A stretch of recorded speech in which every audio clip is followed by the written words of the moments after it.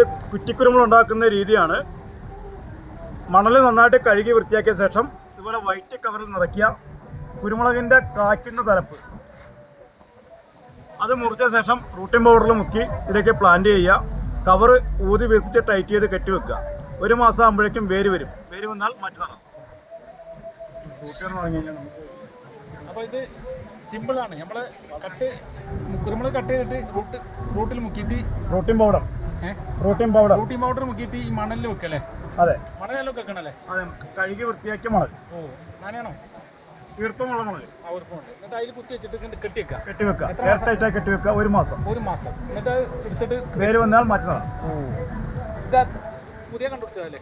നേരത്തെ ഉണ്ട്. കുറ്റിക്കുരുമുളക് സിമ്പിളായിട്ട് ഉണ്ടാക്കുന്ന രീതി അത് ഞാൻ പുതിയ അറിവാണ്. വലിയ അനുഗ്രഹം. പറഞ്ഞു തന്ന ആളുകൾക്ക് നന്ദി. നല്ല വീഡിയോ ഉണ്ട്.